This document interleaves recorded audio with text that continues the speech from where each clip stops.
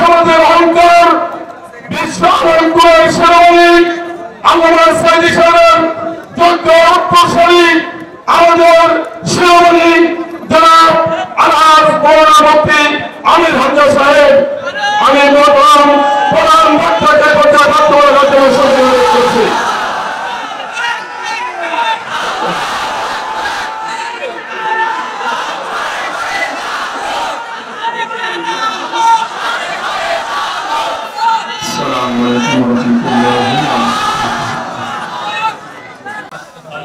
আলহামদুলিল্লাহি রাব্বিল মাশরিকাইনি ওয়া রাব্বিল মাগরিবাইন আল্লাযী খালাকা কুল্লা শাইইন যাওজাইন ওয়া আওজাবা আলাইনা আল-ইহসানা বিল ওয়ালিদাইন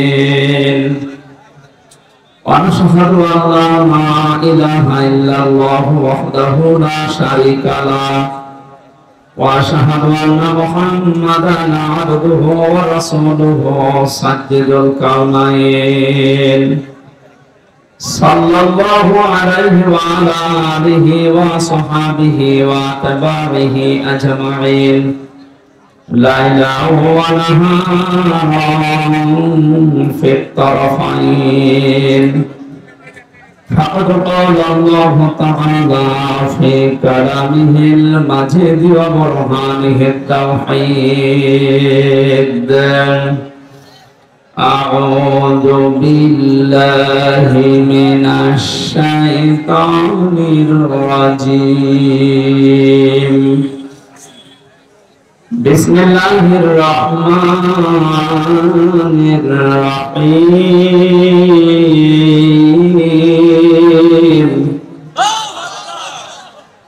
الذين يتبعون الرسول النبي الأمي الذي يجدونه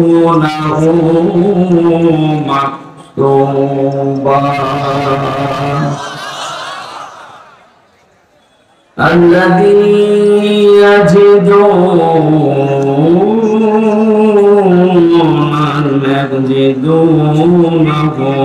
مكتوبا عندهم في التوراة والإنجيل صدقت يا ربنا. عن علي رضي الله تعالى عنه قال قال النبي صلى الله عليه وسلم يوشك أن يأتي على الناس زمان لا يبقى من الإسلام إلا اسمه ولا يبقى من القرآن إلا رسمه مساجدهم عامرة وهي خراب من الهدى علماؤهم شر من تحت أديم السماء من عندهم تخرج الفتنة وفيهم تعود. رواه البيهقي. وقال تعالى في شان رسوله وما زادهم إلا إيمانا وتسليما. اللهم صل على محمد وآله وصحبه وبارك وسلم. الحمد لله. কথা বন্ধ করে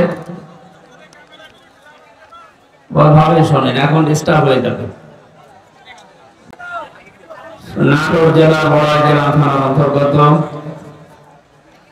মনপির ঈদগাহ ময়দানে কোরআনে কারিমের তাফসীর কোরআন মাহফিলের সাধারণ সভাপতি জনাব বাকি বিল্লাহ সরদার, সহ সভাপতি জনাব Nazrul Islam Mondal, vice principal Rajapur honours college,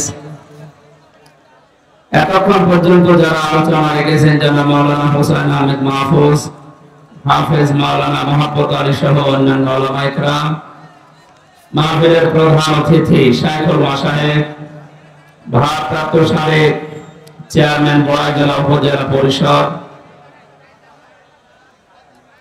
assistant secretary, Bangladesh জামাতে ইসলামী নাটোর জেলা এই শব্দটা বললেও আগে ভয় পেতাম, এখন ভয় আসে আমাকে না। জামাতে ইসলামী নাটোর জেলার শ্রদ্ধাভাজন অ্যাসিস্ট্যান্ট সেক্রেটারি জনাব মাওলানা আব্দুল হাদি আব্দুল হাকিম দামাত বারাকাতুহুল আলিয়া,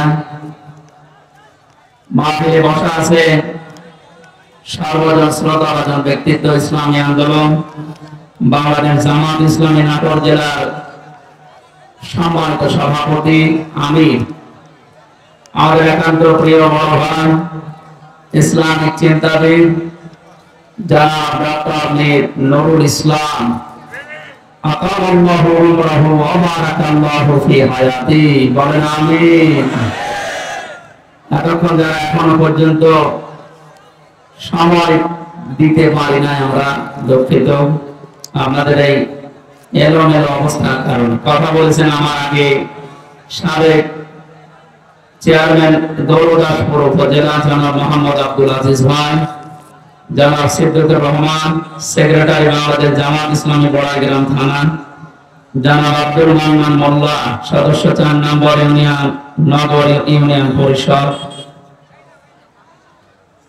এরপরে যারা আলেম আছেন এখানে আলেমদের হায়াতের তজ্জেবা সিহাতে কুল্লিয়া কামনা করছি, সকলে বলেন আমিন। সামনে বসা মুসলমান ভাইরা, পর্দার আড়ালে সম্মানিত মা এবং বোনেরা, প্রাণপ্রিয় নাটোরবাসী, আব্দুল আজিজ ভাই বলছিলেন না যে 17 বছর কথা বলার অভ্যাস নেই, সব ভুলে গেছি। আমাদের অবস্থা তাই, অনারত দিনের পর দিন একটু বাইরে থাকা পালিয়ে থাকার সুযোগ পেয়েছে, আর আমরা এমন জায়গায় ছিলাম কথা বলা তো দূরের কথা, হাঁটাও যেত না, এমন জায়গায় রেখেছিল। সুতরাং আমরা অনেক কিছু ভুলে গেছি, আল্লাহ যেন আবার স্মরণ করিয়ে দেন জাতির উপকারের জন্য, যে আল্লাহ আমাদেরকে স্বাধীন বাংলাদেশে পরাধীন ছিলাম, আবার নতুন করে স্বাধীন হওয়ার একটা স্বাদ আমাদেরকে দেখালেন। সবচাইতে বড় স্বাদ পাবো যদি আল্লাহ কোরআন দিয়ে জমিনটা চলে, এইটা দেখতে মন খুব চায়। আমি 7-8 দিন আগে ছিলাম মালয়েশিয়া, দুবাই, সিঙ্গাপুরে, সমস্ত জায়গায়। এদের দেশে ইসলাম নেই, কিন্তু ইসলামের নিয়ম নীতিগুলো তারা মানে। 1000 বছর আগে বিশ্ব নবীতে জানিয়েছিলেন পবিত্রতা ঈমানের অঙ্গ। এটা শোনেননি কোনদিন? পাক পবিত্র থাকা এটা ঈমানের অঙ্গ, কোন কোন জায়গায় পেয়েছি এটা ঈমানের অর্ধেক। এই শব্দটা নিয়ে চিন্তা করেছিলাম, কিন্তু এত গুরুত্ব দিয়ে কথা বলার কারণ কি? সিঙ্গাপুরে যে দেখলাম এই হাদিসের বাস্তবতা চলছে। আমার সামনে একজন তার ছেলে একটা ঠোঙা, এই যে চিপস মিষ্টি চকলেট মকলেট খাবার পর এটা ঠোঙা ফেলেছিল রাস্তায়। কোথায় ছিল পুলিশ জানি না, সঙ্গে সঙ্গে এসে এটা ফেলেছে কে? আমার ছেলে বোঝে না, এই জন্য না, রাস্তাঘাটে কিছু ফেলা যাবে না, যখন ফেলেছে জরিমানা দেওয়া লাগবে। ধরে নিয়ে গেল থানায়। কি পরিষ্কার পরিচ্ছন্ন, কি জায়গাটা দেখলে মনে হচ্ছে। রাতের বেলা যে বাড়িতে ছিলাম বললাম ভাই মশারি, কিসের মশারি? কোন মশা নেই দেশে। কত বড় পরিষ্কার থাকলে একটা মশা চোখে দেখা যায় না বলেন তো? এখানে বলছি ওদের দেশে ইসলাম ওরা মানে না, কিন্তু ইসলামের নিয়ম নীতি গুলো দেখলাম ফলো করছে। বিশ্বাস করে না ইসলাম যে শান্তির ধর্ম, এটা বিশ্বাস করে না। খ্রিস্টান আর বৌদ্ধ দেশে বেশি, কিন্তু ইসলামের নিয়ম নীতি ফলো করার কারণে, শুধু আইনের শাসন থাকার কারণে এই 17 বছর অনেকে শুধু মিথ্যা বলে উড়িয়েছে যে আইনের শাসন আমরা প্রতিষ্ঠা করেছি, কিচ্ছু করে না। এই শব্দটা উল্টিয়ে বলা যায় যে বেআইনের শাসন প্রতিষ্ঠা করেছিল। গতকালকে সাবেক অবৈধ আইন মন্ত্রী, অবৈধ বলা যাবে কারণ সরকার অবৈধ, মন্ত্রীগুলো ওনারা যখন ডিম উপর দিয়ে মারে, নিচ দিয়ে মারে, বিভিন্ন জায়গায় যখন ডিম দিচ্ছিল থেরাপির কারণে, শেষ পর্যন্ত বলেই ফেলেছে একটা দোষ আমার না, সব আমাদের উপর থেকে নির্দেশ দিয়েছে হাসিনা। এই কথাটা বলার পরে দেখলাম লোকটা হাসতেছে। আমার এক মামা এসেছে আজকে সাথে কুষ্টিয়া থেকে, অনেক মামা, ওর একটা হালকা তার কাটা আছে, আমার মনে হয় এই বেটারও তার এরকম কেটে দিচ্ছে।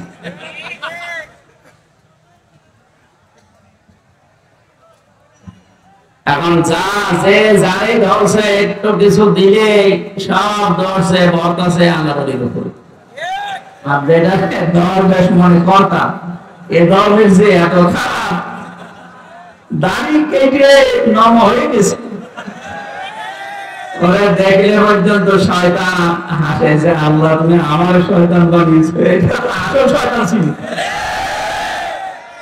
হোসেন মাওলানা বলছিল না ৩৯,০০০ না, ওটা ৩৬,০০০। পর্দাকে তো বানিয়েছে ৩২,০০০ টাকা খরচ করে, আর এই লোকটা শুধু বাইরের একটা ব্যাংকে টাকা পড়ে আছে ৩৬,০০০ কোটি টাকা। ওই টাকাগুলো ফেরত পেলে বাংলাদেশে আর একটা পদ্মা সেতু বানানো যাবে।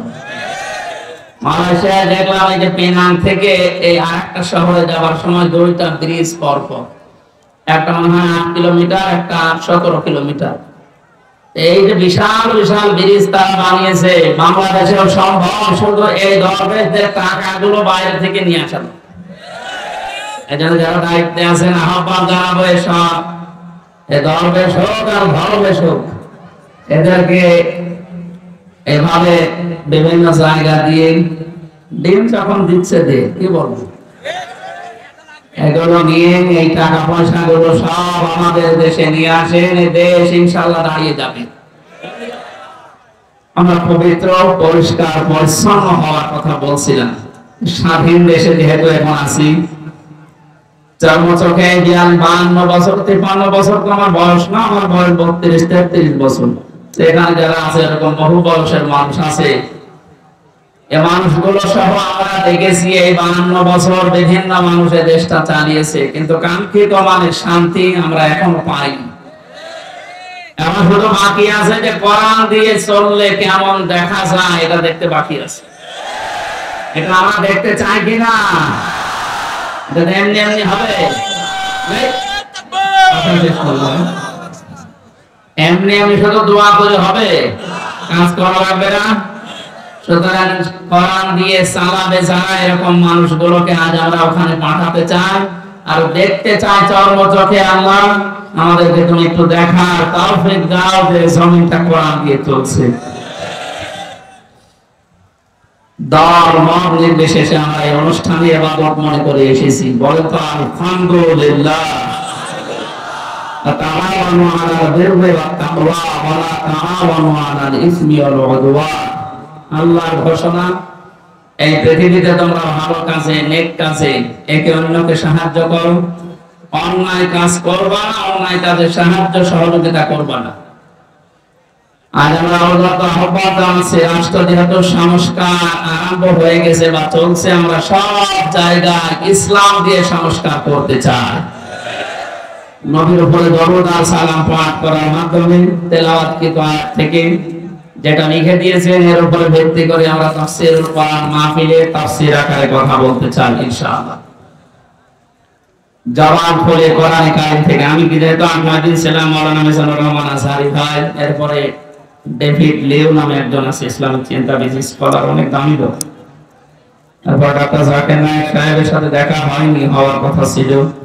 এই মানুষগুলোর কাছে মিশে আমি যে কয়েকদিন ছিলাম, আমি সবচেয়ে বড় বিষয় পেয়েছি, ওনারা আলেমদের কিছু দায়িত্ব কর্তব্য, যেহেতু ওনারা মুসলিম মানুষ, আসবে, দেশে ফিরে আসবে। মিজান ভাই জানিয়েছে আমি কিছুদিনের ভেতরে এই দেশে যাব।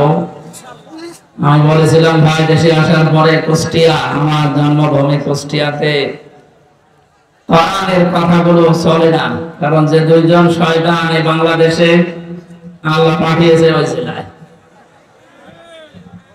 আমার জন্মভূমি, তারপরও আমারে বলতো না। এই যে খুলনা বিভাগের 10-11টা জেলা, একটাতেও আমার কথা বলতে দিত না।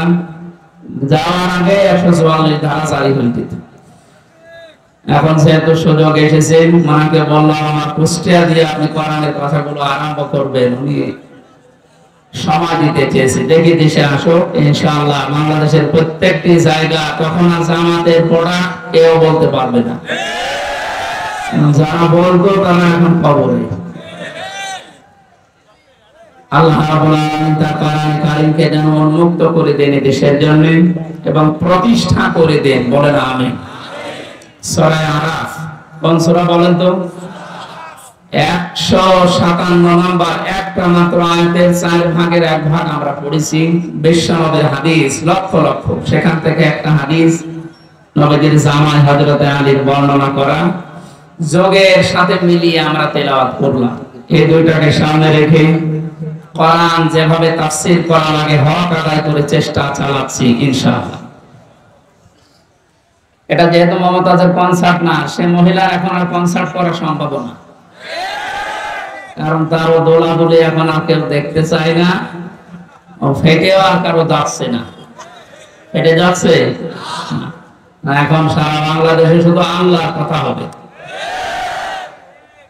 কারণ মানুষের জিকির করে আমরা বহু দেখেছি, একটা মানুষের আলোচনা, একটা মানুষের জিকির যে পরিমাণ হয়েছিল, যদি আল্লাহ জিকির ওই পরিমাণ এই দেশে হতো, আমরা আল্লাহর ওলি হয়েছিলাম। আল্লাহর মহাসজ্জের বাইরে চলে গেছে, না তো এত অপমান তো আমি ফেরাউনকেও হতে দেখিনি। আমি তো জীবনী পড়েছি, তাহলে এত অপমান হয়নি। আল্লাহ রাব্বুল আলামিন কোরআনে কারীম কিভাবে মানুষের সামনে উপস্থাপন করা লাগে এটা আমাদের শিখিয়েছেন ১৫০০ বছর আগে। আমরা আল্লাহর ধরনটা সামনে নিয়ে আসি, নাকি আমার মন মতো বলবো না। আল্লাহ পাক বলেন, কিতাবুন উনজিলা ইলাইকা ফালা ইয়াকুন ফি সাদরিকা হারাজুম মিনহু লিতুনদিরা বিহি ওয়া যিকরা লিল মুমিনিন। আল্লাহ বলেন, এই একটা কিতাব, পৃথিবীতে একটাই মাত্র কিতাবের নাম আল্লাহ জানিয়েছেন, তার নাম কোরআন শরীফ। এজন্য কবরে যাওয়ার পর মানুষকে যখন জিজ্ঞাসা করা হবে মান রব্বুকা, তোমার রব কে, লোকটা যদি বলে রব্বি আল্লাহ, আমার রব আল্লাহ, সঙ্গে সঙ্গে ফেরেশতারা জিজ্ঞাসা করবে মা দীনুকা, তোমার জীবন ব্যবস্থা কি। লোকটা যদি বলে দীনুল ইসলাম, সঙ্গে সঙ্গে ফেরেশতা বলবে মান হাযার রাজুল, এই লোকটা কে ছিল। লোকটা যদি বলে ফেলে হাদা নবিয়ুনা মুহাম্মাদুর রাসূলুল্লাহ সাল্লাল্লাহু আলাইহি সাল্লাম, সঙ্গে সঙ্গে ফেরেশতারা একটা বলবে এই কথাগুলো তুমি পেয়েছো কোথায়। কথা বুঝতেছেন? আপনি পৃথিবীর কোন বইয়ের নাম, কিতাবের নাম বললে ফেরেশতারা কিন্তু ওগুলো চিনবে না। আপনাকে সঙ্গে সঙ্গে জবাব দিতে হলে বলা লাগবে আমি কোরআনে পেয়েছি, কারণ ফেরেশতারা এই একটা কিতাব চেনে। আল্লাহ জানে কিতাব দিয়েছেন, এই একটা কিতাব এমন দামি কিতাব, এটা আল্লাহর পক্ষ থেকে পৃথিবীতে আল্লাহ নিজে পাঠিয়েছেন। নবীজি এই কিতাবুন শব্দটার ব্যাখ্যা করতে গিয়ে হাদিসে জানিয়েছেন মানিত্তাবাল হুদা বিগাইরিল কুরআন আদাল্লাহুল্লাহ। তিরমিজি শরীফের হাদিস। এখানে ডিস্টার্ব হচ্ছে, বাতাস লাগবে, একটি ভয়ে শুনবেন, আমি কিন্তু প্রশ্ন করব। এটা ক্লাস চলছে না? ক্লাসের পরে যে প্রশ্ন করা হয় আমি কিন্তু সামারাইজ করে প্রশ্ন দেব। আপনারা যদি শুনতে এসেছেন না, আল্লাহ নবীর এই কথার ভেতর থেকে দুইটা শিক্ষা আমি পেয়েছি। নবীজি জানিয়েছেন কোরআনে কারীম বাদ দিয়ে পৃথিবীর কোন জায়গায় যদি কেউ ভালো হওয়ার নিয়তে, হেদায়েত পাওয়ার নিয়তেও যায়, আল্লাহ নিজে দায়িত্ব নিয়ে তাকে গোমরাহ করে দেয়। আর কথার অর্থ বোঝেন? নবীজির হাদিসের শেষ অংশ ছিল আদাল্লাহুল্লাহ, আদাল্লাহ ইউদিল্লু, সুলাসি মুজাররদ থেকে এসেছে। শব্দটা যদি মানে ফাল থেকে নবীজি বলতেন যে দাল্লা আদাল্লাহ ইউদিল্লু, বা এই ফাল থেকে শব্দটা আসা, নবী দাল্লা ইয়াদিল্লু বলতে পারতেন। দাল্লা ইয়াদিল্লু এ শব্দ দিলে বাংলা অর্থ হতো আপনি নিজেই নিজেকে খারাপ বানিয়ে ফেলেছেন, আপনি নিজের জন্য নিজে দায়ী, আর কেউ দায়ী না। কিন্তু আদাল্লাহ শব্দ যখন আসবে বাংলা অর্থ তখন হবে আপনার হয়তো নিয়ত ভালো ছিল, আপনি কোন জায়গায় গিয়েছিলেন যে ভালো হয়ে যাব, কিন্তু কোরআন সেখানে ছিল না। এই জন্য আল্লাহ রাগ করে নিজে দায়িত্ব নিয়ে আপনাকে আরো খারাপ বানিয়ে দেবে। এটার জন্য সবচেয়ে বড় কারণ হচ্ছে পৃথিবীতে একটাই মাত্র কিতাব আল্লাহ মানুষকে হেদায়েত দেওয়ার জন্য সর্বশেষ পাঠিয়েছেন, তার নাম কোরআন শরীফ।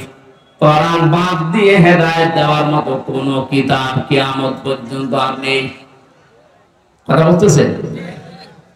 এটা সর্বপ্রথম আয়াত দেখবেন, যালিকাল কিতাবু লা রাইবা ফিহি, কিতাবের আগে আলিফ লাম আছে। আল্লাহ নির্ধারিত করে জানিয়েছেন একটাই মাত্র কিতাব যেটা মানুষকে হেদায়েত দিতে পারে, তার ভেতরে কোনো সন্দেহ নেই, ভুল নেই, অবকাশ নেই। হাদিসের বাস্তবতায় আমি যেটা পেয়েছি, বাংলার জনগণ, কোরআন যেখানে নেই ওইরকম জায়গায় এখন থেকে যদি আপনি ভালো হওয়ার নিয়তেও চান, আপনাকে আমির হামজা খারাপ বানাবে না, খারাপ বানিয়ে দেবে কে? এবার এক বাক্যে বলবেন হেদায়েত দেওয়ার একচ্ছত্র মালিকানা হামজা। বলেন নবীজির কার? আল্লাহ ছাড়া পথ কেউ দেখাতে পারে না, হেদায়েত দিতে পারে না। উনি যদি বলেন আমি তোকে খারাপ বানাবো, বলেন তো কে আছে আপনাকে পথ দেখাবে? বলেন। এই জন্য আমার শেষ কথা, ফাইনাল কথা এইটাই, আজকে থেকে সিদ্ধান্ত দৃঢ়ভাবে নেওয়া লাগবে। কোরআন যেখানে নেই, সে যত বড় বাবার দরবার হোক, যত বড় রাজনৈতিক দল হোক, যেখানে কোরআন চলে না, কোরআনের কর্মসূচি নেই, আমি ওখানে যাব না। ওখানে যদি আমি ভালো হওয়ার নিয়ত থাকি, তাহলে খারাপ বানিয়ে গহরা বানিয়ে জাহান্নামে পাঠাবে কে?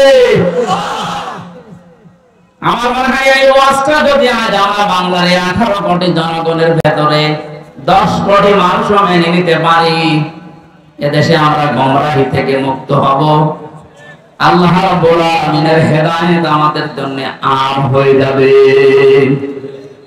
আশা করছি আপনি কথাটা মেনে নেবেন আপনার প্র্যাকটিক্যাল জীবনে, যে কোরআন যেখানে নেই ওইরকম দলে আমি আজকে থেকে আর নেই।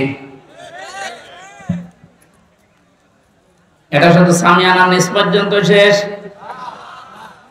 বাইরে নিয়ে যাবেন তো। যেখানে কোরআন নেই, তাহলে যদি আপনি জানো ভালো হওয়ার নিয়ত আপনার ছিল, কিন্তু আপনাকে আল্লাহ ভালো রাখবে না।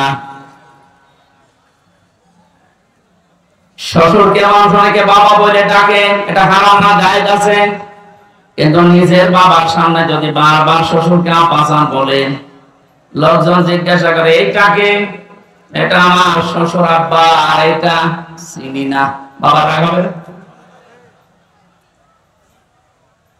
বাবা বাবা জায়েজ আছে বলে আপনি একেবারে সব মানুষকে ফেনা তুলে ফেলবেন আব্বা জান বলে, আসল যেটা জন্মদাতা বাবার ওর কোনো খবর নেই।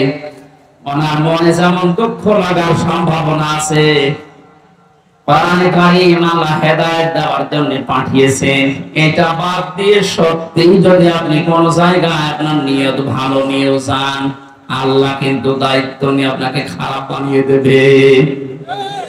আল্লাহ জানে শব্দটা প্রথমে দিয়েছেন কিতাব, এই একটা কিতাব উনসিলা ইলাইকা, হে নবী আপনার প্রতি আমি এটা নাযিল করেছি। ফালা ইয়াকুম ফি সাদরিকা হারাজুম মিনহু লিতুনদিরা বিহি, এই কিতাব দিয়ে যখন ওয়াজ করবেন, এই কিতাব দিয়ে আপনার উম্মতদেরকে যখন সতর্ক করবেন, তখন আপনার মনের ভেতরে যেন কোনো সংকীর্ণতা না আসে। হারাজুন শব্দের ব্যাখ্যা পেয়েছি আমি তাফসীরে 2টা, একটু খেয়াল করেন। এক নম্বরে কোরআনে কারীম দিয়ে যখন আপনি মানুষকে বোঝাবেন, তাফসীর করবেন, ব্যাখ্যা বিশ্লেষণ দিবেন, তখন আপনার মনের ভেতরে যেন এই ধারণা না আসে, না জানি অনেকের আবার মন খারাপ হয় কিনা। এরকম মানুষের দেশে ছিল না, কোরআন দিয়ে বলতো কিন্তু কেটে যেত, চেপে যেত, গোপন করতো। মনে মনে ভাবতো সব যদি কোরআনের কথা ওপেন ভাবে ভাবে খোলাখুলি বলি সবার মন পাওয়া যাবে না, অনেকে আমার উপর মন খারাপ করবে। এই জন্য নবীজিকে আল্লাহ প্রথমে এই শব্দ দিয়ে জানিয়েছেন, আপনি যখন কোরআন প্রচার করতে যাবেন তখন আপনার মনের ভেতরে যেন কোনো সংকীর্ণতা কাজ না করে যে কে কি বলল। 2 নম্বরে আবহাওয়ার কাল থেকে অনেক নিয়ম নীতি ইসলাম মনে করে মানুষ পালন করে আসছে। আপনি যখন কোরআনে কারিমের কথাগুলো সঠিকভাবে তুলে ধরবেন ওইগুলো টিকবে না, এমনি কেটে যাবে। তখন হয়তো অনেকের মন খারাপ হবে, আপনি সবার মন তো পাবেন না। এই জন্য আপনাকে বলছি কে কি মনে করবে বলবে, কারো দিকে তাকাবেন না। আপনার মনও যেন ছোট না হয়, সংকীর্ণ না হয়। সঠিক কথাগুলো তুলে ধরার দায়িত্ব আপনার, আর হেদায়েত দেওয়ার দায়িত্ব আমি আল্লাহর। আসিকরাবিল মুমিনিন, কোরআন শরীফ আমি আল্লাহ দিয়েছি মুমিনদের জন্য, এটা উপদেশ। এই আয়াতটা সামনে রেখে আজকে আমরা তেলাওয়াত কি আয়াতের তাফসীর করব ইনশাআল্লাহ। এবার বলি আমরা আউযু বিল্লাহি মিনাশ শাইতানির রাজীম। বিসমিল্লাহির রহমানির রহিম। الذين يتبعون الرسول النبي الأمي الذي يجدونه مكتوبا صدق الله العظيم। কোন সূরা বলেন তো? আরাফ মানে প্রাচীর। আরাফ মানে কি? বিভিন্ন অর্থ আছে। আরাফের অন্যতম অর্থ হচ্ছে আরাফ মানে প্রাচীর।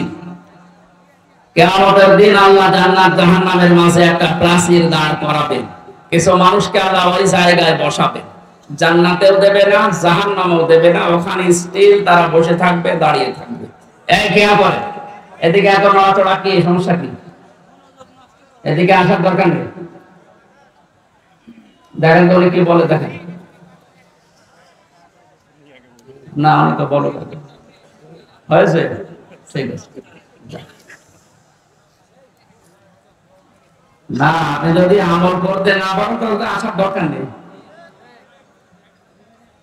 নাম করণ বলছে তাফসীর করার জন্য 13টা জিনিস সামনে রাখা লাগে। আমরা উসুলে তাফসীরের যে নিয়ম পড়েছি, এখানে কত আলেম বসে আছে দেখতে পাচ্ছেন না? নাকি ফাটে যায় একজনকে লাগিয়ে দেব? সাদা করলে কি ইবাদত থাকবে? এটা কষ্ট হচ্ছে গরমে আমাদের, তারপর যেহেতু এটা ইবাদত এই কারণে আমরা বসে আছি কিছু নেওয়ার জন্য, নাকি? আরাফ কি নাম বললাম? এটা একটা প্রাচীর, জান্নাত জাহান্নামের মাঝে আল্লাহ রাখবেন। নামকরণের ভেতরে আমি তাফসীরে তাবারি থেকে বলছি এটা। নবীজি বলেন সাহাবীরা, এখানে আল্লাহ যাদেরকে বসাবেন এদেরকে জান্নাতেও দেবে না জাহান্নামেও দেবে না, একেবারে স্টিল। প্রশ্ন করলেন সাহাবী, হ্যাঁ নবী এদেরকে আল্লাহ জান্নাতে দিচ্ছে না কারণ কি? বিশ্বনবী জানিয়েছেন এই মানুষগুলোকে আল্লাহ জান্নাতে দেবে না তার অন্যতম কারণ এরা মা বাবার সাথে খারাপ আচরণ করত। এরা নামাজ পড়েছে, বাজারে গেছে, ভালো ভালো কাজের আঞ্জাম দুনিয়ায় দিয়েছে, দান সাদকা এদের সব ছিল, শুধু একটা বিষয় পারিবারিক জীবনে মা বাবার সাথে এদের ভালো ব্যবহার ছিল না। এখানে কোরআনে কারিমে আল্লাহ জানিয়েছেন বাবা রাব্বুকা আল্লাহ তা'বুদু ইল্লা ইয়্যাহু ওয়া বিল ওয়ালিদাইনি ইহসানা।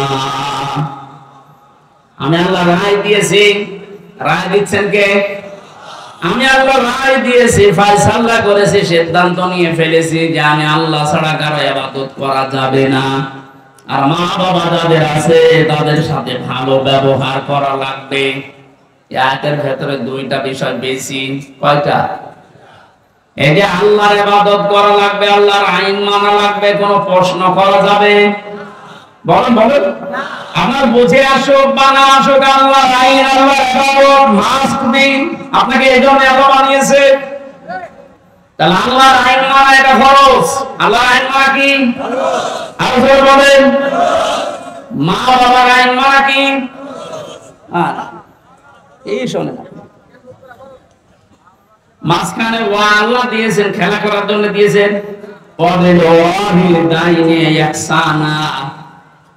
মা বাবার আইন মানা ফরজ না, মা বাবার সেবা করা ফরজ। মা বাবার পেছনে খরচ করা, তাদের সেবা শুশ্রূষা করা, এটা কিন্তু নফল না, মুস্তাহাব না, মুবাহ না। এটা আল্লাহর নামাজ যেমন পড়েন ঠিক ওই রকম ফরজ।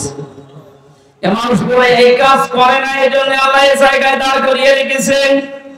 সাহাবী বলেন, হে নবী, এদেরকে আল্লাহ জাহান্নামে দেয় না কেন? তাহলে বিশ্বনবী বলেন, সাহাবীরা এই মানুষগুলো দিন কায়েমের জন্য দুনিয়ায় আন্দোলন করেছে, চেষ্টা চালিয়েছে, এই কারণে জাহান্নামে দেয় না। তাহলে হাদিস থেকে বোঝা যায়, দুনিয়ায় যারা দিন কায়েমের জন্য চেষ্টা চালাবে, সংগ্রাম করবে, মুজাহাদা করবে, এই মানুষগুলোর জন্য জাহান্নামের আগুন হারাম। আমরা জাহান্নামে যেতে চাই না, কারণ যারা আমরা ইসলাম এই পৃথিবীতে দাঁড় করানোর জন্য, কায়েম করার জন্য চেষ্টা চালিয়ে যাচ্ছি, খাদেম হিসাবে, কামলা হিসাবে, আমাদেরকে আল্লাহ জাহান্নামে দেবেন, আপনি বিশ্বাস করতে পারেন। তো পারিবারিক জীবনে যেন এমন কোন কাজ আমরা না করি যে আমরা জান্নাতেও যেতে পারছি না। এখন একটা ছোট্ট প্রশ্ন এখানে আছে, আজ হাজার লক্ষ পরিবারে আমরা অনেকেই চেষ্টা করে যাচ্ছি যে পারিবারিক জীবনে আমরা শান্তি সুখে কাটাবো, যেন জাহান্নামে যাওয়া না লাগে মা বাবার সাথে আচরণ খারাপ করার কারণে। তো অনেক পরিবারে আমরা বাস্তবে দেখতে পাচ্ছি, স্ত্রীর কারণে আর স্ত্রীর মা বাবার এই কুপরামর্শের কারণে অনেক সংসারে সন্তান মা বাবার সাথে ভালো আচরণ করতে পারছে না। সম্মানিত মা বোন যারা বিভিন্ন জায়গায় বসে আছেন, শুধু নামাজ পড়া, পর্দা করা ইবাদত না, মানুষের সাথে মুআমালাত, মুআশারাত, পারিবারিক জীবনে নিজের নিকট আত্মীয় স্বজনের সাথে ভালো ব্যবহার করা ইবাদত। এটা হাজারো পরিবারে নেই। এখানে অনেক মানুষ ইসলাম সঠিকভাবে মানতেও পারছে না। বাস্তবতায় সে দান, সাদকা, নামাজ, রোজা, হজ, যাকাত বহু কিছু করছে, পারিবারিক জীবনে স্ত্রীর শুধু মন ছোট থাকার কারণে নিজেও বাধ্য হয় স্ত্রীর কারণে মা বাবার সাথে খারাপ ব্যবহার করতে। আপনি কিন্তু আমাকে আনাপ নামক জায়গায় দাঁড় করাতে বাধ্য করছেন। সুতরাং স্ত্রীরা এসেছেন, ওরা মন উদার করবেন, মনে করবেন যাদের বাড়িতে আসলাম এগুলো আমার মা আর বাবা। আমি হাজারো মেয়ে লোককে দেখেছি, নিজের মা বাবা দোষ করলেও কিছু মনে করে না, মাফ করে দেয়, মানিয়ে নেয়। শ্বশুর শাশুড়ি একটু ভুল করলে মানাতে পারে না, তখন স্বামীর কাছে আস্তে আস্তে কানে কানে কথা তুলে দেয়। এরকম মহিলা দেশে নেই? শ্বশুর শাশুড়ি যারা বসে আছে, ওরা তো এখন বগল বাজাচ্ছে যে কাজ হচ্ছে। কোরআনে কারীম জানিয়েছে, ওয়াকুলু লিন-নাসি হুসনা, মানুষের সামনে হাসি মুখে ভালো কথা বলবা, এটা একটা সাদকা দেওয়ার সওয়াব হয়ে যাবে। আপনি শ্বশুর আর শাশুড়ি হয়েছেন, তাতে কি? মেয়েটা 18 বছর, 20 বছর, 22 বছর পরে আপনার বাড়িতে এসেছে, এটাকে নিজের মেয়ের মতো মনে করতে পারেন না। আল্লাহর কসম, আমি আল্লাহকে সামনে নিয়ে বলছি, সাক্ষী করে বলছি, সত্যি যদি মা আর বাবা নিজের মেয়েকে, নিজের ছেলেকে যে নজরে দেখে, পুত্রবধূকে এই নজরে যদি দেখতে পারতো, আমরা হাজারো সন্তান আর নামক জায়গায় থাকতাম না। এটা আহ্বান জানাচ্ছি। আমরা তো চেষ্টা করছি, কিন্তু আপনাদের এই ছোট মনের কারণে পারছি না। আর মনটা উদার করেন, কি করবেন আপনি দুনিয়ার এই সয় সম্পদ দিয়ে যদি জাহান্নামে যাওয়া লাগে? আল্লাহ আমাদেরকে আপনাকে জায়গায় যেন দাঁড় করিয়ে ভাগ্য হত না করেন। নবীজি কিন্তু হাদিসের শেষে আর বলেননি যে এরা যাবে কোথায়, বলেন তো এই হাদিসে পর্যন্ত থাকলে কি দাঁড়াচ্ছে অর্থ? জান্নাতেও যেতে পারছি না শুধুমাত্র এই কারণে, জাহান্নাম আল্লাহ দিচ্ছেন আমি ইসলামী আন্দোলন করার কারণে। অথচ এই জায়গায় যদি দাঁড়িয়ে থাকার আগে আবাদান আবাদান আমার মতো হতভাগ্য মানুষ আছে। আল্লাহ আমাদেরকে হেফাজত করুন, বলেন আমিন। মক্কায় নাযিল হয়েছে সূরাটা। 206টা আয়াত আছে, 20টা 16টা রুকু আছে। ক্রমিক নাম্বার হিসাবে কোরআনে কারীমের এটা 7 নাম্বার সূরা। মাত্র একটা আয়াতের 4 ভাগের 1 ভাগ করেছি। আয়াতের ভেতরে 3টা বিষয় আমরা আলোচনায় আসব। 1 নম্বরে আমাদের নবী মুহাম্মদ রাসূলুল্লাহ 3টা গুণ আল্লাহ দিয়েছেন। কয়টা? যেহেতু বর্তমান প্রেক্ষাপটের সাথে আয়াতের একেবারে হুবহু মিল আছে। 2 নম্বরে আল্লাহর নবীর কর্মসূচি ছিল এই দুনিয়ায়, আয়াতের ভেতর থেকে আমরা 6টা পেয়েছি। কয়টা? 3 নম্বরে আমরা যারা তার উম্মত এখন দাবি করব কিয়ামত পর্যন্ত, তাদের কর্মসূচি হবে, তাদের করণীয় হবে 4টা। তাহলে নবীজির পরিচয় তুলে ধরা হবে আয়াত দিয়ে 3টা, বিশ্বনবীর কর্মসূচি তুলে ধরা হবে 6টা, আর আমাদের করণীয় তুলে ধরা হবে 4টা। সব মিলে 13টা। কয়টা? এই 13টা বিষয় আজকের আলোচনায় আছে। আমরা তাফসীর আকারে শুনছি। আপনারা আছেন তো? আল্লাহ পাক বলেন আল্লাযীনা ইয়াত্তাবিউনার রাসূলান নাবিয়্যাল উম্মিয়্যা, তোমরা অনুসরণ করো, ইত্তেবা করো, দেখে দেখে চলো। এই যে তাবউন শব্দটা আছে, আমি 12 সালে যখন আলোচনা আরম্ভ করেছিলাম বিশ্ববিদ্যালয়ের সেকেন্ড ইয়ারে থাকতে, ওই সময়ে তাবউনের ব্যাখ্যা পড়েছিলাম। অনেকে ইন্টারনেটে এটা দেখেছেন, মনে আছে আপনাদের? তাবউন মানে কি? তাবউন মানে দেখে দেখে চলা। আপনার সামনে একটা মানুষ হেঁটে যাচ্ছে, কিভাবে কিভাবে পা লাগায়, কোথায় হাত নাড়ায়, মাজা দোলায়, কিভাবে তাকায়, একেবারে ওইভাবে হুবহু ওই জায়গায় পা ফেলে হাত নাড়িয়ে মাজা দুলিয়ে চলার নাম তাবউন। আল্লাহ পাক এখানে ইত্তেবা দিয়েছেন, আল্লাযীনা যারা ইয়াত্তাবিউনা অনুসরণ করছে, করবে। এটা মোজারে বর্তমান, ভবিষ্যৎ, প্রেজেন্ট, ফিউচার। কার অনুসরণ করছে, করবে? রাসূলান নাবিয়্যাল উম্মিয়্যা, বিশ্বনবীর পরিচয় আল্লাহ এখানে দিয়েছেন 3টা। 1 নম্বরে রাসূল ছিলেন তিনি, 2 নম্বরে তিনি ছিলেন নবী, 3 নম্বরে তিনি ছিলেন উম্মি। এবার আসেন তো, রাসূল কাকে বলে, নবী কাকে বলে, উম্মি কাকে বলে? এই পৃথিবীতে বহু নবী এবং রাসূলের কথা আমরা শুনেছি। 1,24,000 নবী রাসূলের কথা আমরা জানি। পৃথিবীতে আল্লাহ মানুষকে হেদায়েত দেওয়ার জন্য, পথ প্রদর্শন করার জন্য পাঠিয়েছেন। এতগুলো নবীর জীবনী, কর্ম পদ্ধতি বলতে বলতে তো সময় চলে যাবে। আমি গুরুত্বপূর্ণ কয়েকটা নবীর জীবনী থেকে বলছি। যত নবীকে আল্লাহ দুনিয়ায় দাওয়াতি কাজ করতে পাঠিয়েছিলেন, সবচাইতে বেশি কষ্ট সহ্য করেছিলেন হযরতে মুহাম্মদুর রাসূলুল্লাহ। এনার পরে যার নামের তালিকা পাওয়া যায় তিনি হযরতে ইব্রাহিম আলাইহিস সালাম। এনার পরে যার নামের তালিকা আছে হযরতে নূহ আলাইহিস সালাম। এনার পরে যাদের নামের তালিকা আছে সিরিয়াল হিসাবে, আল্লাহ পাক কোরআনে কারিমে জানিয়েছেন, শারআ লাকুম মিনাদ-দীনি মা ওয়াসসা বিহি নূহান ওয়াল্লাযী আওহায়না ইলাইকা। আমি নির্ধারিত করে দিলাম, লিখে দিলাম, নির্ধারণ করে দিলাম, আমি আল্লাহ সই স্বাক্ষর করে দলিল করে দিলাম তোমাদের জন্য। নূহ আলাইহিস সালামকে, ইব্রাহিম আলাইহিস সালামকে, ঈসা আলাইহিস সালামকে, এই সমস্ত মুসা আলাইহিস সালাম, এই নবীদের নামগুলো দিতে দিতে আল্লাহ জানিয়েছেন, হে নবী, এই প্রত্যেকটা নবীকে কিন্তু আমি আল্লাহ জানিয়েছিলাম আনাকিমুদ্দিন, তোমরা দিন কায়েম করো। আপনাকে আমি ওহী করলাম ঠিক ওইভাবে, আওহায়না ইলাইকা, আপনার প্রতি আমার একই ওহী, আন আকিমুদ্দিন, আপনি দিন কায়েম করেন জমিনে, ওয়ালা তাতাফাররাকু ফি, এ বিষয়ে কোনো ফতোয়াবাজি করবেন না। সময় কিন্তু এসে গেছে এখন এই দেশে, ঠিক ওই রকম।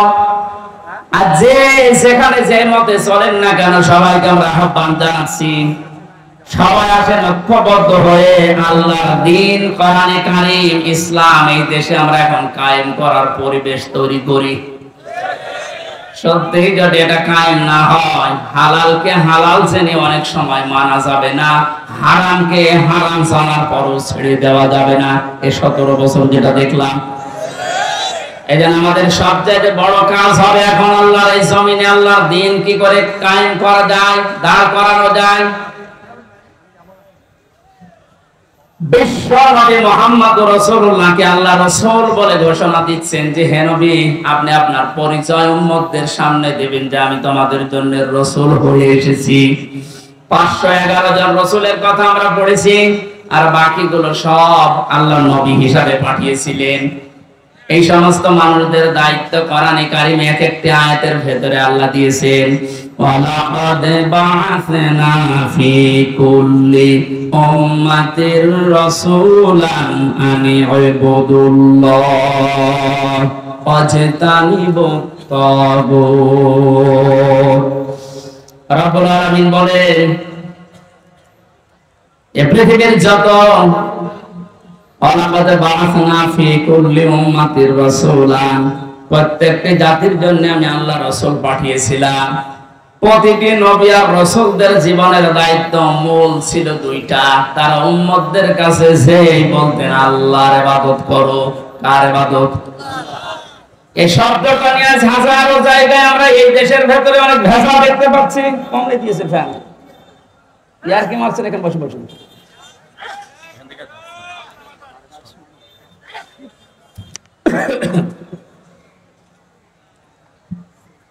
এই যে ইবাদত, এই শব্দটা ব্যাপক অর্থবোধক একটা শব্দ। এটা নিয়ে আজ হাজারো ঝামেলা ভেজাল তৈরি করে শব্দটাকে আজ কলঙ্কিত করে ফেলেছে অনেকে। এই জন্য সতর্ক হওয়ার সময়, সংস্কারের সময় যখন চলছে, আমরা এখন সতর্ক এবং সংস্কার এই মন নিয়ে আমরা ইবাদত করব। আমার ইবাদতের ভেতরে যেন কোনো ভেজাল না আসে। গাড়ি গাড়ি ইবাদত করা লাগবে, কোরআনে আল্লাহ এমন দেয়নি। ইবাদত করো, আখলিস দীনাকা ইয়াকফিকা আমালুল কলিল। তোমার ঈমানটা যদি খাঁটি হয়, কাজকর্ম আমল যদি কম হয়, আমার আল্লাহ মাফ করে দেবে। আমাদের অনেকের কাজ কারবার দরবেশ বাবার মতো গাড়ি গাড়ি দেখতে পাচ্ছি। একটা বক্তব্য শুনেছিলাম কয়েকদিন আগে, ও বলেছে কোরআনের সমস্যা আছে। এই নামটা নিয়ে, আহলে হাদিসের নাম নিয়ে অনেক মানুষ আজ মানুষকে ধোঁকা দিচ্ছেন। আহলে হাদিস এই শব্দটা খারাপ না, কিন্তু শব্দটা নিয়ে আজ ধোঁকা দিয়ে বোকা বানিয়ে অনেকে এখনো পর্যন্ত জালেমদের পা চাটতেছে। কালকের বক্তব্য ছিল একজনের রফিক নামে, আমি নাম নিয়েছি এই কারণে চেনার জন্য। লোকটা জানাচ্ছে এখন জনগণকে, আবু সাঈদ নামে এই ছেলেটা শহীদ হয়নি, ও নিজে আত্মহত্যা করেছে।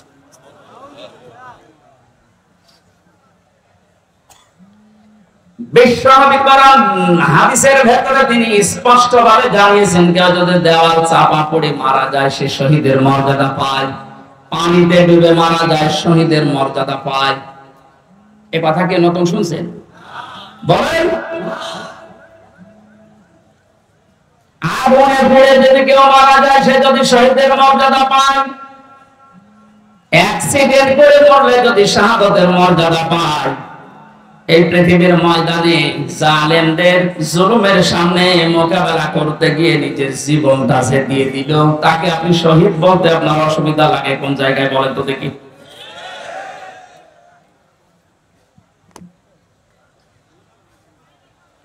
আমাদের দুইটা নোটিশ বলছে, যেহেতু এই শব্দটা শুনে আজ 2 দিন ধরে অনেক জালেমের দোষর যারা, তারা এখনো পর্যন্ত অপপ্রচার চালাচ্ছে এদের বিরুদ্ধে।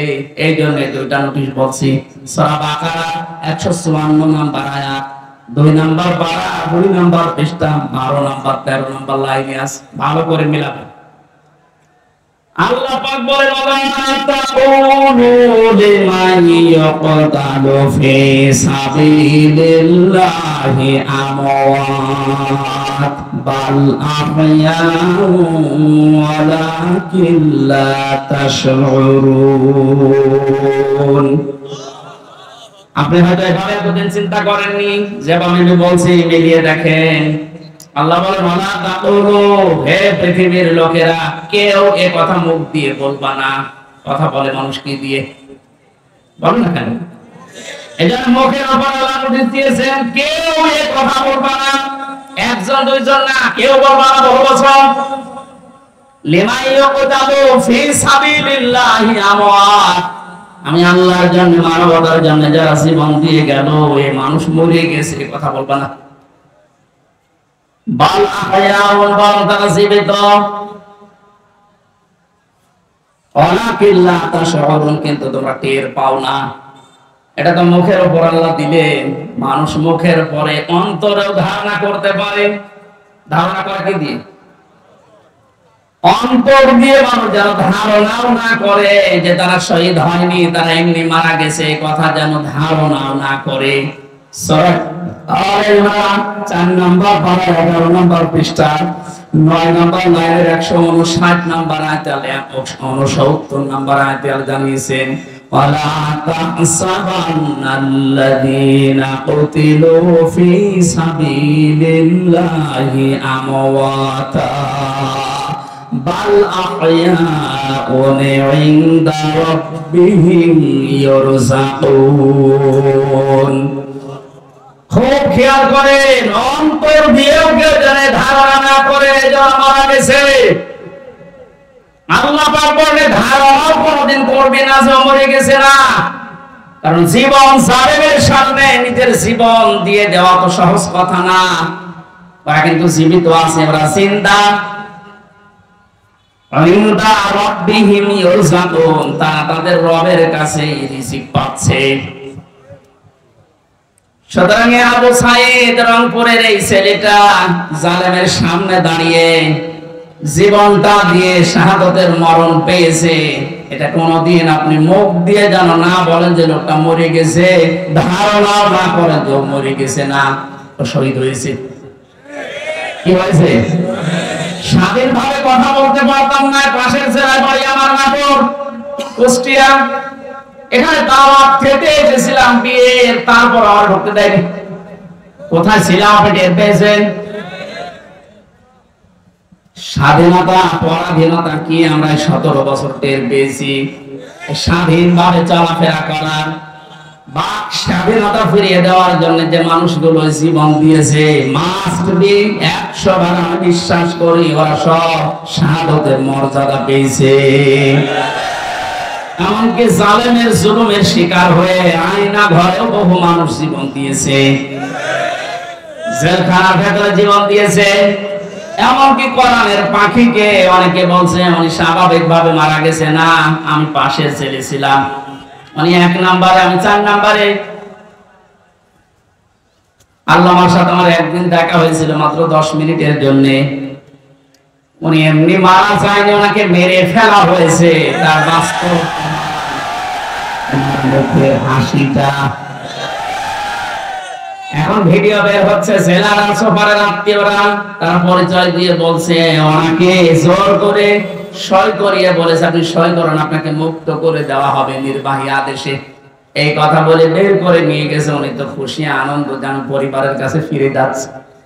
কিন্তু শয়তান যারা আছে, শয়তানি করে, ষড়যন্ত্র করে, যাকে দায়িত্ব দিয়েছিলেন মোস্তফা জামান একলাঙ্গার, এই যে কি জিনিস এখন আমরা টের পাচ্ছি, একার তৈরি করা এখন আপনি দেখতে পাচ্ছেন। আমার মনে হয় একে যদি আমার মতো এরকম 10 দিন রিমান্ডে রাখেন, সব সত্য কথা বলে ফেলবে। আমার মুখ দিয়ে যে রিমান্ডে একটা কথা ওরা বের করতে পারেনি, শেষ পর্যন্ত মন মতো লিখে আমাকে বলছে সই করেন, আপনারা ছেড়ে দেওয়া হবে। আমি তো রিমান্ডে বসতাম না যে 164 কি, মানে গেলাম ছেড়ে যখন দেওয়া হবে দেয়, এখন দেখি সব আমার বিপক্ষে লিখেছে। আমি নাকি দেশের বিরুদ্ধে কথা বলতাম, যতগুলো বক্তব্য দিয়েছি দেশের ভালোবাসার পক্ষে দিয়েছি, কারণ দেশকে ভালোবাসা এটা ইমানের অঙ্গ। আরে মানুষগুলো এটা আমাকে বলে কয়ে নিয়েছে যে বলেন আপনি যে আপনাকে এদেশের কিছু মানুষ টাকা পয়সা দিয়ে ব্যবহার করে যে আপনি দেশের বিরুদ্ধে, এই সরকারের বিরুদ্ধে, তাহলে আপনাকে ছেড়ে দেব। শেষ পর্যন্ত বলতে রাজি যখন হলাম না, 11 ঘন্টা আমার টাঙিয়ে রেখেছিল কালো কাপড় দিয়ে চোখ বেঁধে। নিজেরা বলা করতো, হুজুর আপনি নির্দোষ আমরা জানি, কিন্তু আপনাকে এই কথা বলা লাগবে। পেছনে হাত হ্যান্ডকাপ দিয়ে বেঁধে কালো কাপড় দিয়ে চোখ বেঁধে 11 ঘন্টা এক জায়গায় আমার নামাজও পড়তে দেয়নি। 4 ওয়াক্ত জোহর আসর মাগরিব এশা সব ইশারায় পড়েছি। এখন নামাজ পড়ছি কোন সময় আমি তাও জানি না, কারণ মাটির নিচে তো। সর্বশেষ যখন বললাম না এত বড় মিথ্যা কথা আমি বলতে পারবো না, আকিস গ্রুপে আমি চাকরি করতাম, ওনাদের বিরুদ্ধে হাজার হাজার কথা লিখতে বলেছেন, একটাও পারবো না, কারণ ওনারা এরকম না। শেষে আমার বলছে যদি আপনি আজকে সন্ধ্যার ভেতরে এগুলো স্বীকার না করেন, না বলেন, তাহলে আপনার বউ তুলে নিয়ে আনবো। কি চরিত্র দেখিস। আর এখন অনেক সুর তুলছে, মনে কাছে এদের মাফ করে দাও। এই জালেমদের মাফ করা মানে মাসরুমের উপরে অভিশাপ।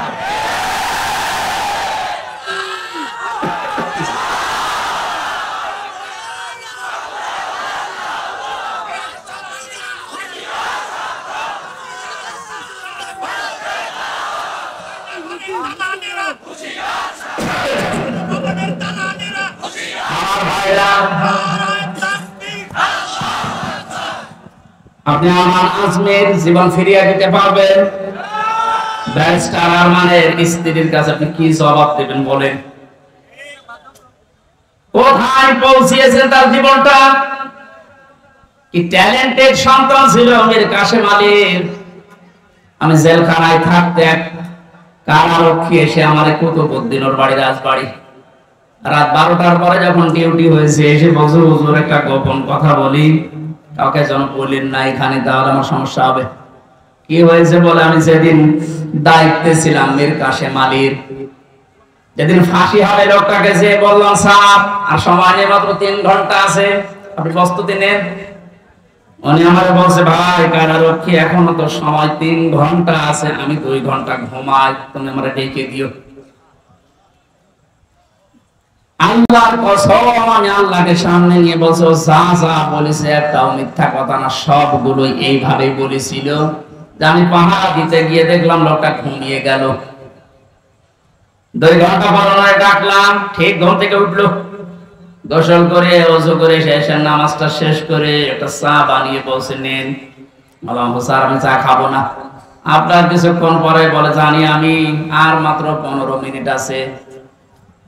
জল্লাদ শাহজাহান এসে গেছে, ডাক দিয়ে নিয়ে যাচ্ছে, বলেন চলেন। উনি আমার বলছিল ভাই আমির হামজা আপনাকে আমি বলি, আমিও তো মানুষ, উনিও মানুষ, মাত্র 3 ঘন্টা ধরে ফাঁসি, তার 2 ঘন্টা ঘুম আসলো কি করে? এই লোকটার সন্তান ব্যারিস্টার আরমান, উনি কিন্তু ওই সময় জানে যে তার ছেলে গুম হয়ে আছে, মরে গেছে না বেঁচে আছে তাও জানে না। বাংলাদেশ না বিশ্বের ভেতরে যদি আমার হয় 100 জন মানুষ থাকে যে মানুষকে কর্মসংস্থান তৈরি করে দেয়, তার ভেতরে মীর কাসেম আলী একজন। কত কিছু দুনিয়ায় তার ছড়িয়ে আছে, আমি হিসাব করতে পারবো কি হামজার মতো সে। তার স্ত্রী সন্তান কোথায় আছে সে কিচ্ছু জানে না। এই কঠিন মুহূর্তে তার নিজের হাজারো যারা অনুসারী, তার সহকর্মী যারা, হাজার হাজার মানুষ পালিয়ে বেড়াচ্ছে, জেলখানায় আছে, আটক আছে, মরে গেছে, সব কিছু তার কাছে সংবাদ আসতেছে। এমন কঠিন সময়ও লোকটা 2 ঘন্টা ঘুমিয়েছে। এমনি ঘুম আসবে না, অবশ্যই আমার আল্লাহ তাকে সূরা হামিম সিজদার 30 নম্বর আয়াত ফেরেশতা দিয়ে শুনিয়েছে।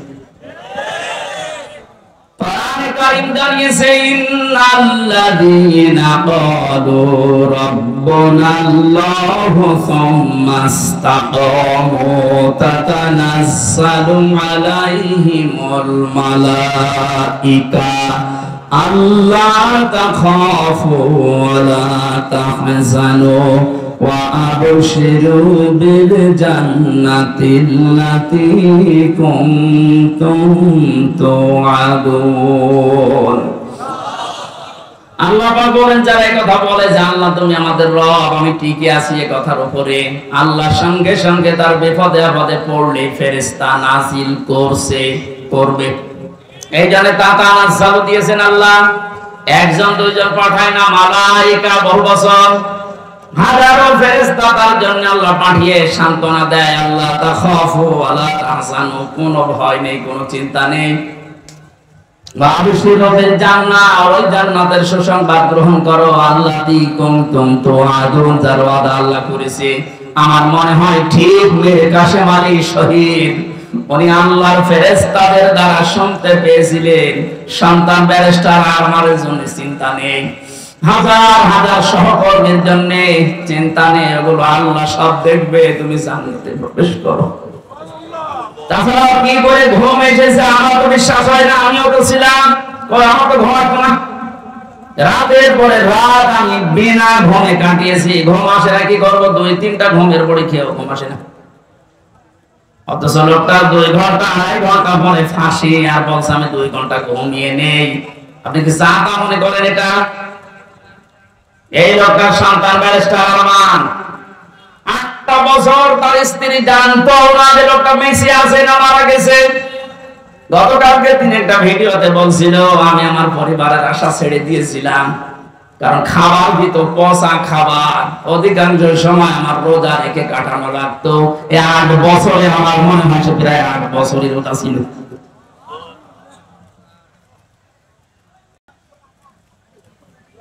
কোথায় পৌঁছিয়েছে তারা এই মানুষগুলো? আর ওইটা পাল্টা এখনো পর্যন্ত অনেক জালেমের দর্শকরা ধারণা করে যাচ্ছে যে কি করেছে যে আমাদের দেশ থেকে তাড়িয়ে দিল। কি করেছেন আপনি টের পাচ্ছেন না? আপনি যদি কিছু না করেন, আপনার শুধু আইনা ঘরের কারণে ফাঁসি হওয়া দরকার। মানবতার সামনে যেটা কত বড় মারাত্মক অপরাধ আপনি টের পাচ্ছেন না? এখনো যারা ছিল তাদেরকে একটু জিজ্ঞাসা করেন। ব্যারিস্টার ব্রিগেডিয়ার আমান আজমি ভাই শেষ পর্যন্ত এক কান্না জড়িত কণ্ঠে বলেছে যে আমি সূর্যের আলো কি এই 10-12 বছর দেখি নাই। এদিকে 1.5 হাত, ওদিকে 1.5 হাত, আমার যে মাটির নিচে ছিলাম ওখানে তাও এদিকে 3.5 হাত, এদিকে 2.5 হাত ছিল, কারণ আরো ছোট। এরপর জালেমদের পক্ষে আপনি সাফাই গান, জালেমদের পক্ষে কথা বলেন। আপনি মানুষ, আপনারও বিবেক মরে গেছে। মজলুম অবস্থায় এখনো আছে, এখনো পর্যন্ত অসুস্থ, আমার শরীর এখনো স্বাভাবিক হয়নি, এখনো মুসাফির অবস্থায় আছে। দোয়া করছে আল্লাহ কিয়ামতের আগে কোন জালেম ছাড়া এই দেশে আর ফিরে আসতে না পারে। আমরা যারা আছি এই দেশে এখন, আমাদের আলেমদের উচিত হবে নবীরা রাসূলরা তাদের যে পরিচয়গুলো আল্লাহ তুলে ধরেছিলেন, নবীর কাজ কি, রাসূলের কাজ কি, এই পরিচয়গুলো আমরা এখন জনগণের সামনে তুলে ধরবো। তাদের কর্মসূচি 6টা। কয়টা? আল-হাল্লু ওয়া তাজ্জিবাত, তারা হালাল করত পবিত্র জিনিস।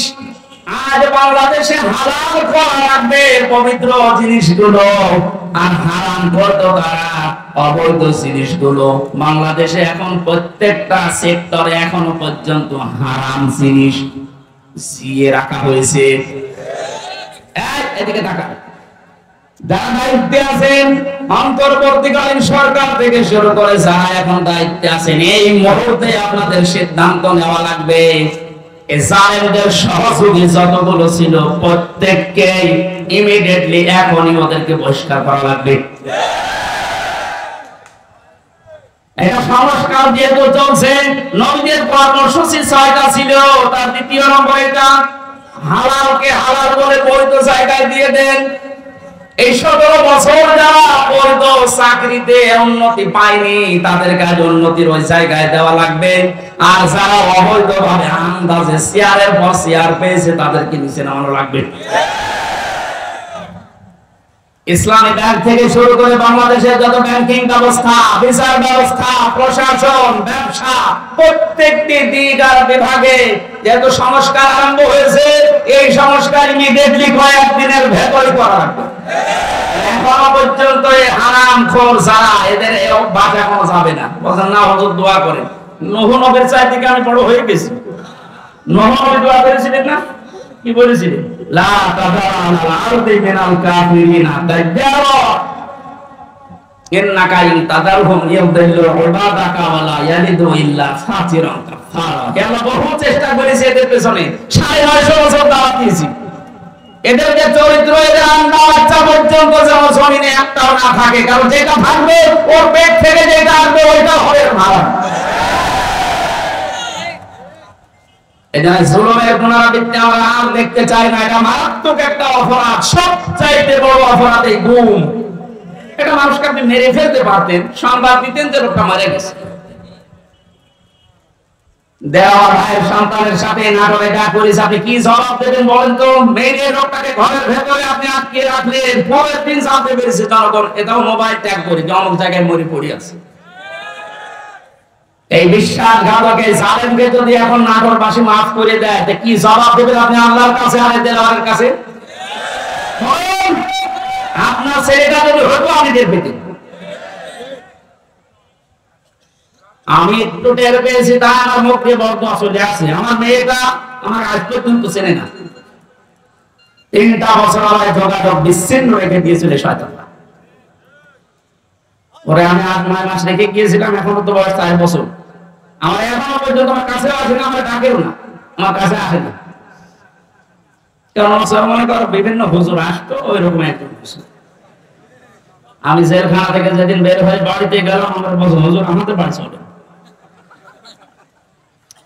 আপনি হাসতেছেন, আমার মনের ভেতরে কত দুঃখ জানি। আমার নিজের মেয়ে আমার চেনে না, যে জালেমদের কারণে এই জুলুমের শিকার হওয়ার কারণে ওদের কেউ যেন ওদের বংশধর না আছে। মাফ করে দেন। মা আপনি এই জায়গায় থাকলে আমার মুখ দিয়ে মা বের হতো না। কিসের মা? সংস্কার যখন চলছে, নবীদের কর্মসূচি 6টা, এই 6টার ভেতরে 1 নম্বর এইটা যে হালাল জিনিসকে হালাল জায়গায় নিয়ে এসে বৈধতা দান করেন। সুতরাং এই মুহূর্তে বাংলাদেশের সবচেয়ে বড় কাজ হবে, যারা এতদিন পর্যন্ত জুলুমের শিকার হয়ে ওই জায়গায় যেতে পারেনি, ব্যাংকিং ব্যবস্থা বলেন, বিচার ব্যবস্থা বলেন, প্রশাসন বলেন, ব্যবসা বলেন, আজ ওদেরকে ওই জায়গাগুলোয় পৌঁছিয়ে দেওয়া লাগবে। আর হারাম কাজ সেগুলো হারাম হিসাবে হারাম ঘোষণা দেওয়া লাগবে। হারাম দেশে নেই, বহু অবৈধ জিনিস অলরেডি বন্ধ হয়ে গেছে, সামনে আরো বন্ধ হবে ইনশাআল্লাহ। বাংলায় কারিম থেকে বার বলছে, আল্লাহ রাব্বুল আলামিন জানিয়েছেন, হে পৃথিবীর মানুষেরা, 3 নম্বর নবীদের কাজ ছিল সৎ কাজে আদেশ করবে, তারা অসৎ কাজে বাধা দেবে। আজ বাংলাদেশ জামাতে ইসলামের সর্বোচ্চ দায়িত্বে যিনি আছেন ডাক্তার শফিকুর রহমানের দিকে আপনি তাকান। 4টা দিন এই লোকটার সাথে আমি এক ঘরে ছিলাম, কাশিমপুর কারাগারে। এটা মানুষ বলা যায় না, আমার মনে এটা ফেরেশতা। তার যে ঈমান কোন পর্যায়ে আপনি তার সাথে না মিশলে বুঝবেন না। মনে করছেন জামাত ইসলাম, না কিসের জামাত, সে জামাতের ঊর্ধ্বে। লোকটাকে একদিন বলছে, স্যার আমি তো 3 বছর আছি, আমার যোগাযোগ বিচ্ছিন্ন, ওইভাবে বলতে পারি না, আমার দেয় না। আমার মাওলানা মামুনুল হকের মোবাইল দিত না, অন্য সবাইকে দেয়, আমাদের দেয় না। হেফাজতের আরো যারা আলেম ছিল তাদের দিত না। অনেকে দেওয়ার পরে দেখলাম 4 তালা দিয়েছে। দেখা করতে যে বললাম, স্যার এখানে একটা উপায় আছে, আপনি যদি অনুমতি দেন তাহলে আপনাকে এই আরক্ষীদের মাধ্যমে একটা কায়দা করে মোবাইল এনে দিই, ছোট মোবাইল, আপনি কথা বলতে পারবেন চুরি করে। কি বললে? কার সাথে কথা বলবো? অথচ তার ছেলেটাও পাশের ছেলে আছে, তার ছেলেও ডাক্তার, পাশের 1 বিল্ডিং পরে তার ছেলে জেল খাটতেছে। কি হিন্দা সার্কিয়া কি শয়তানি নাম, উল্টো পাল্টা নাম দিয়ে মামলা। তার স্ত্রী অসুস্থ হয়ে পড়ে আছে, সে যে একটু খবর নেওয়ার জন্য, না কার সাথে কথা বলবো, আমার বলছে হামজা আমি সবাইকে, আমার দল সহ সবাইকে আমি আল্লাহর কাছে দিয়ে এসেছি। এই কঠিন মুহূর্তে এই কথা মুখ দিয়ে বের হওয়া, আমি মনে করছি আর কি, আপনি জায়গা মতো জানতো আপনার মুখ দিয়ে কথা বের হয় কিনা। 5 তারিখের পর থেকে এই লোকটার যে উদ্যোগ দেখতে পাচ্ছি আজ আমরা সারা বাংলাদেশ সহ, যে অ্যাক্টিভিটিস, যে কাজগুলো সৎ কাজের আদেশ, অসৎ কাজে বাধা দেওয়ার জন্য যে ভূমিকাগুলো পালন করছে, আমার মনে হয় এভাবে যদি আল্লাহ চালায়, কিছুদিনের ভেতরে ওরাইতান নাস ইয়াদখুলুনা ফি দীনিল্লাহি আফওয়াজা, এটা আমরা দেখতে পাবো। অলরেডি শুরু হয়ে গেছে। আল্লাহর দ্বীনের ভেতরে মানুষ এখন দলে দলে বারে বারে প্রবেশ করছে, তাদের অন্তত বিবেক একটু জাগ্রত আছে। বহু শিক্ষিত মানুষ আমি কথা বলি তো মাঝে মাঝে দেখি না, আর কি করবো, জীবনটা নষ্ট করে ফেলেছে জালেমের কথা শুনে, বাকি জীবনটা অন্তত ইসলামের কাছে দিয়ে আখিরাতটা তৈরি করি। যেহেতু কোরআনে কারীমের ঘোষণা এইটা, হে নবী যখন আসবে আল্লাহর সাহায্য তখন আপনি বিজয় দেখতে পাবেন, আর বিজয় আসবে দলে দলে মানুষ ইসলামে প্রবেশ করবে, এটা এখন দেখতে বাকি আছে। শুরু হয়ে গেছে অলরেডি। 20% মানুষ এই দেশে দিন কায়েম হোক এটা চাইতো, কিন্তু এই 5 তারিখের পর থেকে আজকে 19 তারিখ মাত্র এই কয়েকদিনের জরিপ পেলাম, অলরেডি 35% মানুষ এই দেশে এখন চাচ্ছে যে দিন এই দেশে কায়েম হোক। এভাবে চলতে থাক, দেখবেন 51% পার হয়ে যাবে অন্তত কিছুদিনের ভেতরে। আর 51% হয়ে গেলে দেশে ইসলাম কায়েম করা কোনো দাদা ঠেকাতে পারবে না। ওটা দেখার আশায় আছে। কথা বলেন। নবীদের কর্মসূচি, আমি এক একটা শব্দের ভেতরে লক্ষ লক্ষ কথা, আমি এত ব্যাখ্যা করতে গেলে এতে গলা বসে যাচ্ছে, মাইকটা আমার মন মতো হয়নি। 2 নাম্বার প্রচন্ড গরম, তো ভেতরে ঘেমে ঘাম গায়ে বসে যাচ্ছে, এই জন্য গলা বসে যাচ্ছে। বোঝা নামিয়ে দেবে, এটা নবীদের কর্মসূচির ভেতরে ছিল। বোঝা নামিয়ে দেয়নি আল্লাহ। এরপরে ছিল বন্দিত্ব অপসারণ করা। বন্দিত্ব অপসারণ চলছে আজ। আমার যা বিশ্বাস, এই দেশে যারা স্বাধীনতা চায়, যারা এই দেশের মানুষের মত প্রকাশের স্বাধীনতা একেবারে সব জায়গায় দিতে চায়, যে সবাই সবার মন মতো চলবা, একটা মানুষ যদি এই দেশে জন্মগ্রহণ করে সেই দেশের বৈধ নাগরিক। জামাত ইসলামী বাংলাদেশের কেন্দ্রীয় আমির শ্রী ডাক্তার শফিকুর রহমান ঘোষণা অলরেডি দিয়ে দিয়েছে, এই দেশে আমরা সবাই এক পরিবার। জালেম যারা বাইরে চলে গেছে, জালেমরা যেন কিয়ামতের আগে আর না আসে। বলেন, সবাই যেহেতু আমরা এক পরিবার, একটা পরিবার যেভাবে থাকে আমরা এই দেশে এখন ওইভাবে থাকতে চাই। রাষ্ট্র সংস্কার অলরেডি চলছে। বন্দিত্ব যারা ছিল এখন তাদেরকে মুক্ত করার এই সংস্কার চলছে। বিনা কারণে যারা বিনা বিচারে আটক অবস্থায় ছিল, আল্লাহ যেন এটা তাড়াতাড়ি খুব দ্রুত করে দেন। বলেন আমিন। নবীদের এখান থেকে আমরা যারা উম্মত, তাদের 4টা কাজ এই মুহূর্ত থেকে শুরু করা লাগবে। 1 নম্বরে আল্লাযিনা আমানু, যারা ঈমান আনার দরকার আমাদের এখন। ঈমান এখন বলেন আমার ঈমান নেই মানে মুসলমান ঘরের সন্তান, আমাদের বাবা ইমানদার, দাদা ইমানদার, আমিও ইমানদার না। ইমানদারের প্রকাশ হচ্ছে আল্লাহর কোরআনে যে নিয়ম নীতিগুলো আছে ওইগুলো বাস্তব বিশ্বাস করে দেখানো। এটা এখন দেখাতে পারবো না ইনশাআল্লাহ। কোনো কিছু নেই সামনে, যে জালেমদের কাছে 14 অনুমতি নেওয়া লাগতো, জালেমরা এখন অনুমতি নিয়ে পা ফেলবে ইনশাআল্লাহ সামনে।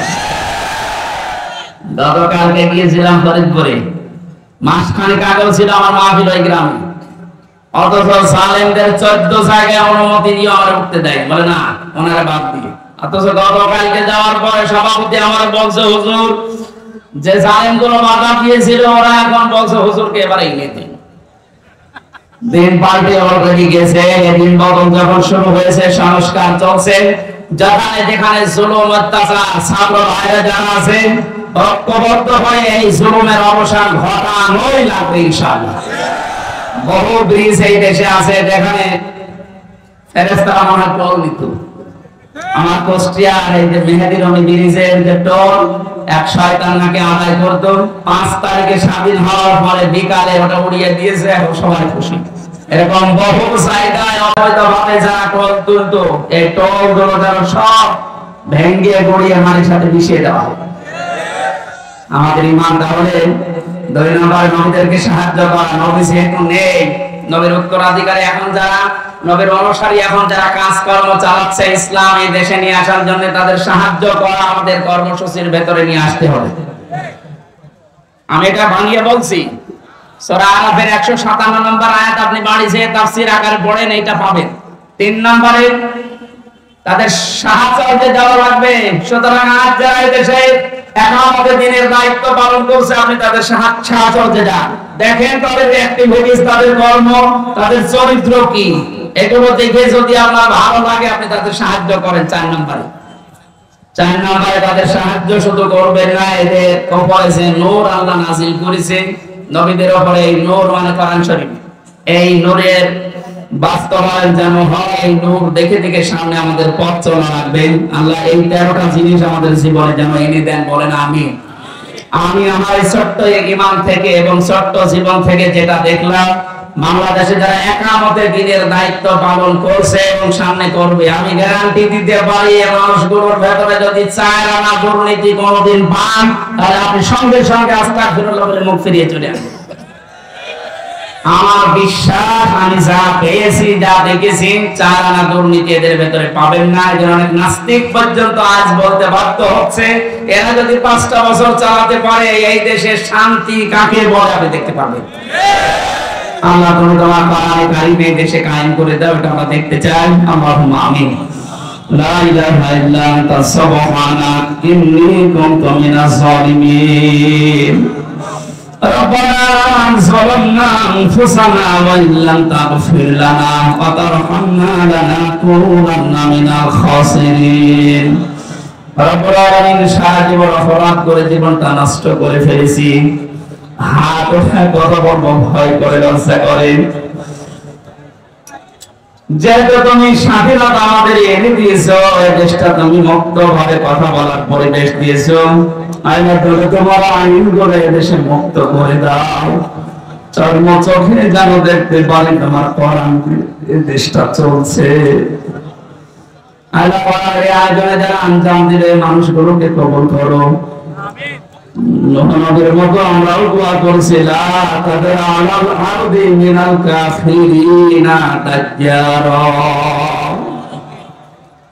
শহীদ আমাদের আছেন সাইদি সহ যত মানুষ দ্বীনের জন্য তোমাকে রব বলে টিকে থাকার জন্য ফাঁসির দড়ি গলায় নিয়ে শহীদ হয়ে জীবনটা দিয়ে গেল, আল্লাহ তাদের শাহাদাতের সর্বোচ্চ মাকাম দান করো। যে ছাত্র ভাইরা, ছাত্র বোনেরা, আল্লাহ তাআলা এই দেশটাকে জালেমের কবল থেকে মুক্ত করে স্বাধীনভাবে আমাদেরকে চলাফেরার সুযোগ করে দিয়ে গেল, তাদের জীবনটা তুমি শাহাদাতের সর্বোচ্চ মাকামে নিয়ে যাও। শহীদ আবু সাইদ ভাই, শহীদ মুগ্ধ ভাই সহ, শহীদ আবু রায়হান সহ, আমি নাম না জানা 14 জন মানুষ আমার সামনে কুষ্টিয়া থেকে বিদায় নিয়ে গেল 5 তারিখে। যত মানুষ সারা বাংলাদেশে বিদায় দিয়েছে, আল্লাহ এদেরকে তুমি জান্নাত দিয়ে দাও। আমরা অনেকে অসুস্থ আছে, আমাদেরকে শেফায়ে কামিলা আজলা নসিব করো। রব্বুল আলামিন, বহু মানুষ এখানে এসেছে, মনের ভেতরে কার কি কামনা বাসনা আছে আমি জানি না, যার যে চাহিদা আশাগুলো নিয়েছে আল্লাহ পূরণ করে দাও। বড় স্বপ্ন দেখি আল্লাহ দেশটাকে নিয়ে, বড় সাত জাগে তোমার কোরআনের আইন দিয়ে দেশটা চলছে, এটা দেখা। জীবনে কিছু যদি তোমার ভালো না লাগে, হাজার হাজার বান্দা বান্দীদের দোয়া কবুল করো আল্লাহ, এটা দেখে মরার তৌফিক দাও। কোরআনের পাখির সারা জীবনের স্বপ্ন ছিল দেশে ইসলাম কায়েম হবে, কারাগার পতাকা পথ পথ করে উঠবে, তিনি দেখে যেতে পারলেন না। আল্লাহ তুমি আমাদের চরম চোখে এটা দেখার তৌফিক দিয়ে দাও। আল্লাহুম্মা গফিরলি ওয়ারহামনি ওয়াহদিনি ওয়াফিনি ওয়ারযুকনি ইয়া রাব্বাল আলামিন। নারীর সন্তান আল্লাহ তাআলা অধ্যাপক দেওয়ার ভাই তার সন্তানটাকে হারিয়েছে, যে জালেমের কারণে তার সন্তানটা বিদায় নিল, আল্লাহ তুমি জালেমকে ছাড় দিও না, তার সন্তানকে শাহাদাতের শাহাদাত হিসাবে কবুল করে নাও। মাহফিলের যত অতিথি এসেছে আল্লাহ কোরআনের এই খাদেমদেরকে তুমি কবুল করো, মা বোনদেরকে তুমি পর্দায় থাকার তৌফিক দাও। এলাকার মাহফিল নিচে যত মানুষ ঘুমিয়ে আছে কোরআনের ইজ্জতে মাফ করে দাও। আগামীতে এই অনুষ্ঠানটা কোরআনের প্রচারের জন্য বিশাল আকারে কবুল করো। তখন কার কাছে আশ্রয় আসে জানি না। রব্বুল আলামিন আবার বলছি, তুমি জালেমদেরকে আর এই দেশে প্রতিষ্ঠা দিও না। আজরাইলকে দেখেই যেন বলতে পারি, লা ইলাহা ইল্লাল্লাহু মুহাম্মাদুর রাসূলুল্লাহ। আর আমার বই লেখা আছে যেখানে থাকতে, সে বইগুলো গাড়িতে পাওয়া যায় না, এখানে এই মুখে আছে গেটে, এই মুখে গাড়িতে আছে, সাদা গাড়িতে যাওয়ার সময়